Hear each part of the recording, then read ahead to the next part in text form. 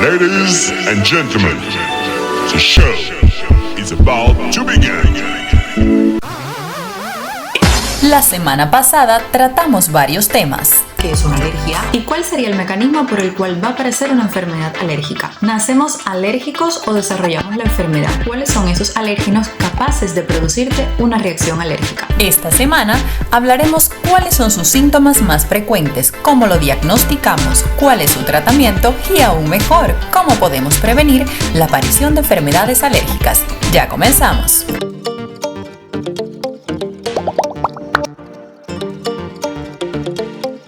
¿Cuáles serían las manifestaciones clínicas que puedes tener cuando desarrollas una alergia? Mira, depende primeramente la puerta de entrada, porque generalmente por donde entre el alérgeno es por donde se va a iniciar la reacción alérgica. Digamos, supongamos que eres alérgica a el polen, o que eres alérgica al polvo, o que eres alérgica a los ácaros. Puedes desarrollar, como es inhalatoria, desde que entra el alérgeno a tu nariz, desde allí puede comenzar a producir síntomas y dar lugar a una rinitis alérgica, que al final es la enfermedad alérgica más frecuente que se ve en las consultas.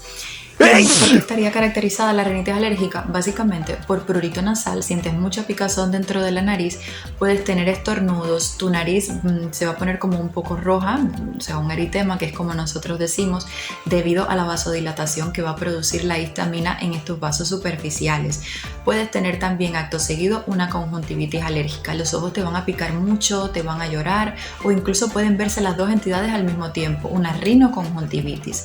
La enfermedad puede seguir progresando y tomando otras estructuras, como por ejemplo una sinusitis alérgica.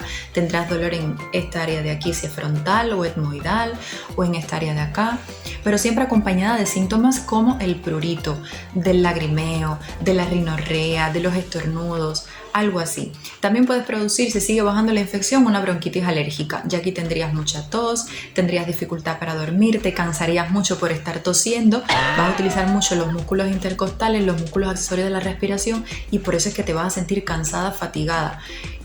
Clásico, acá abajo vas a tener lo que nosotros llamamos ojeras del paciente alérgico, que es que te salen como unas manchas aquí oscuras.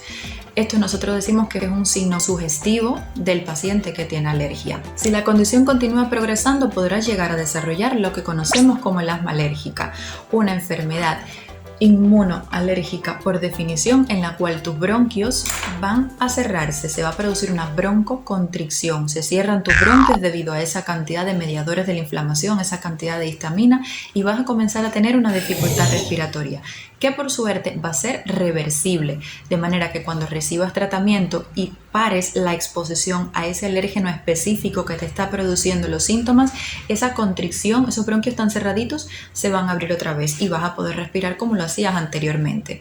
Esta es la diferencia precisamente del paciente que es asmático con el que tiene, por ejemplo, una bronquitis crónica, porque es un paciente que tiene una EPOC, que en este caso ya sí, la broncoconstricción ya sería irreversible. Ay, no, por Dios. ¿Qué otra manifestación clínica puedo tener debido a las alergias? Pues la urticaria y el angioedema. Es una reacción, una erupción cutánea caracterizada por la aparición súbita de lesiones elementales de tipo jabón.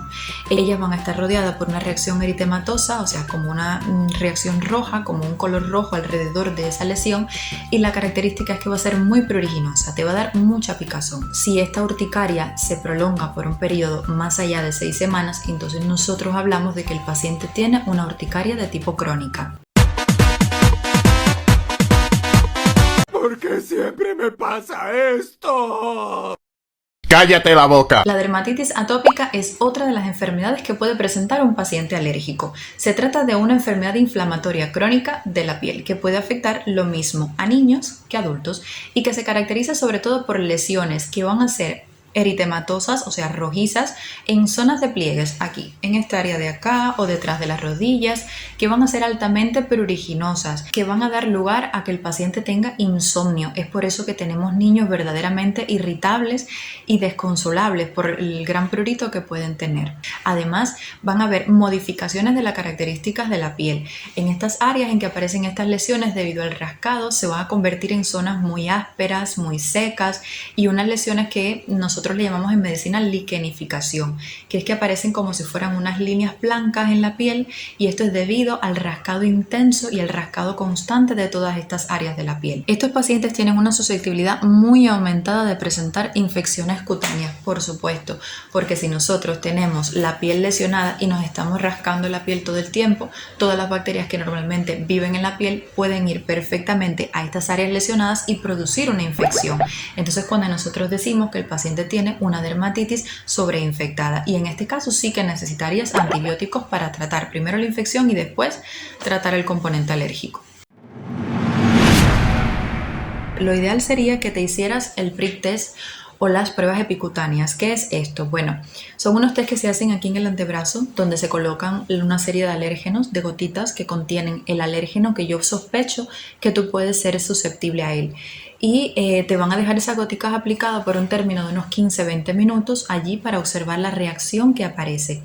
De manera que si te aparece un jabón con un eritema perilesional, entonces nosotros vamos a decir que tienes una susceptibilidad, que eres susceptible a ese alérgeno específico. ¿Y por qué sería bueno que te hicieras este prick test primero? Para nosotros saber qué tipo de alérgeno es el que debes evitar y poder dirigir la conducta a seguir en tu vivienda en primer lugar. Por lo general, los pacientes que comienzan con una rinitis alérgica o que tienen una rinoconjuntivitis alérgica, si ellos continúan exponiéndose al mismo alérgeno todo el tiempo, o sea, no se interrumpe esta cadena de eventos, ellos van a comenzar a caminar en algo que nosotros le llamamos la marcha atópica, y es que en un principio pueden iniciar como una rinitis, pero perfectamente por la evolución de la enfermedad pueden concluir en el desarrollo de un asma bronquial. Por eso es importante lo que les voy a comentar ahora, que es el tratamiento preventivo de las enfermedades alérgicas. No existe mejor tratamiento para un paciente alérgico que evitar el alérgeno, la prevención. Porque al final nosotros desarrollamos manifestaciones clínicas porque tenemos la exposición al alérgeno específico. Si quitamos la causa, trataremos de controlar el efecto. ¡Gracias por todo!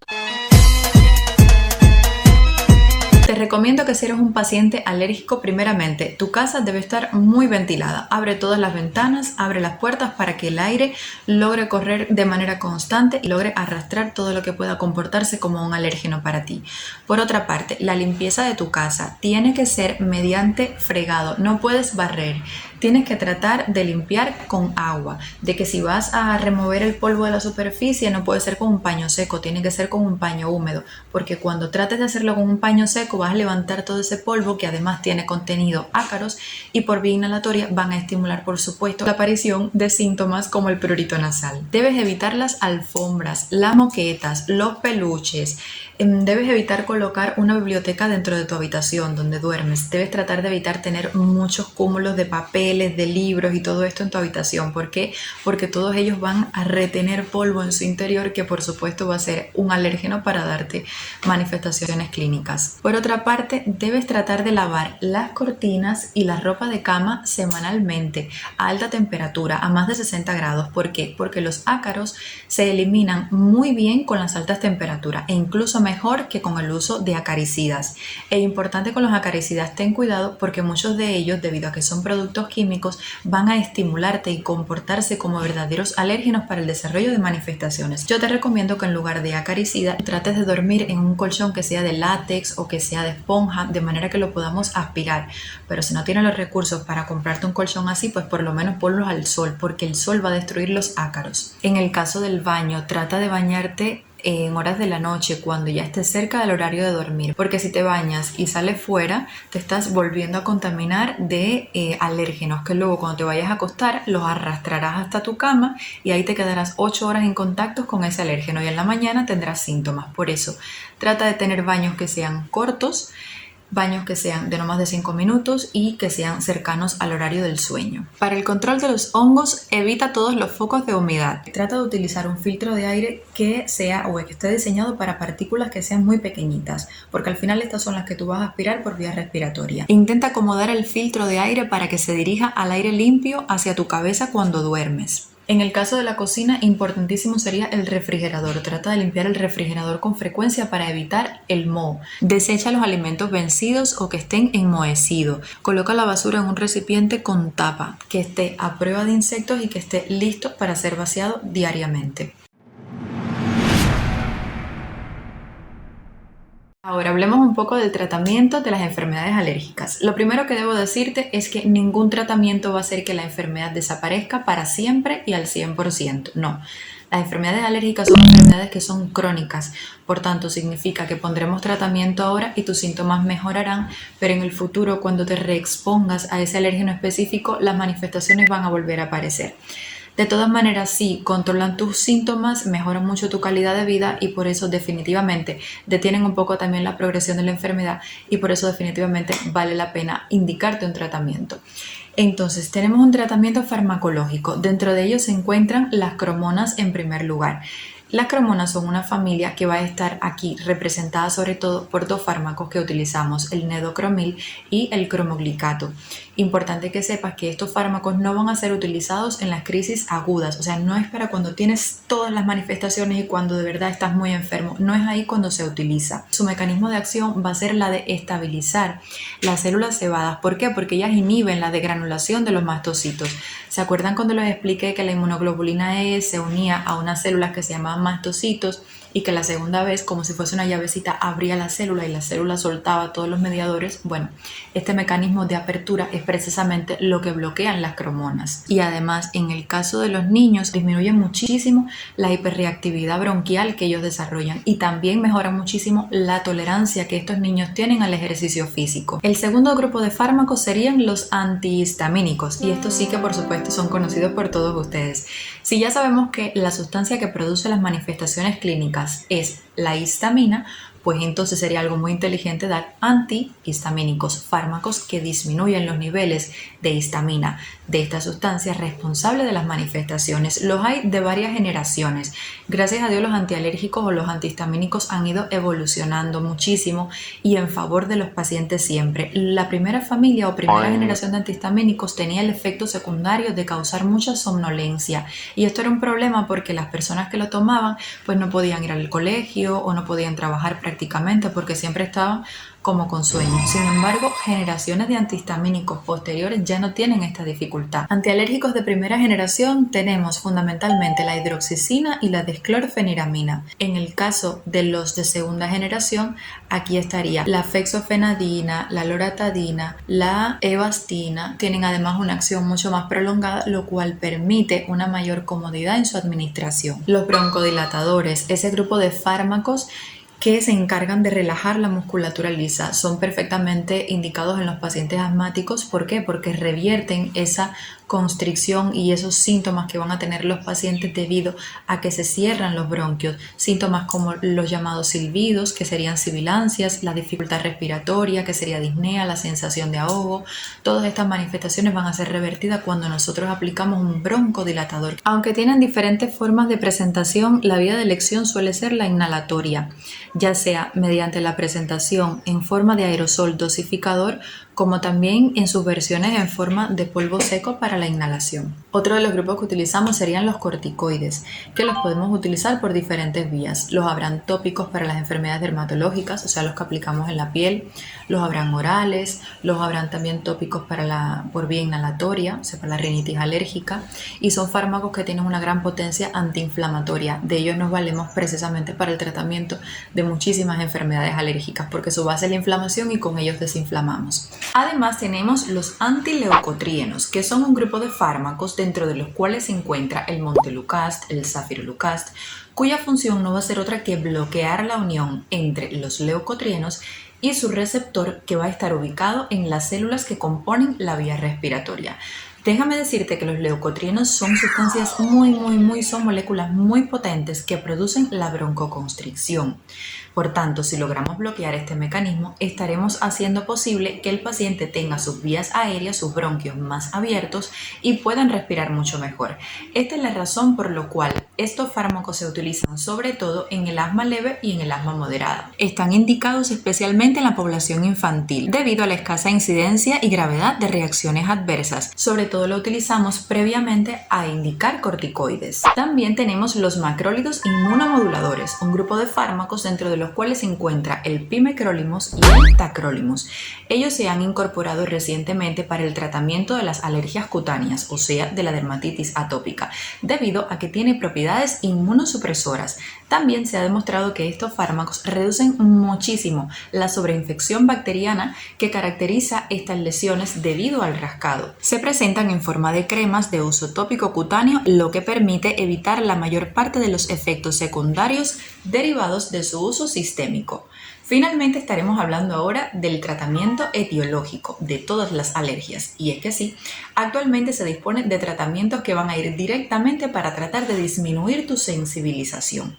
A esto le llamamos inmunoterapia. La inmunoterapia es un procedimiento que no va a ser indicado para todos los pacientes. Generalmente debes recibir primero una evaluación por un especialista en alergología y posteriormente él evaluará si tú eres candidato o no para recibir este tipo de terapia. Básicamente se basa en la administración de pequeñas dosis de ese alérgeno al que tú eres pues alérgico o sensible, ¿verdad? Para producir una desensibilización progresiva, para tratar de que poco a poco tú vayas perdiendo esa capacidad de producir mucha inmunoglobulina E y de producir manifestaciones alérgicas cuando tú tengas contacto con ese alérgeno específico. A eso es lo que se refiere a la inmunoterapia. Es una terapia de desensibilización.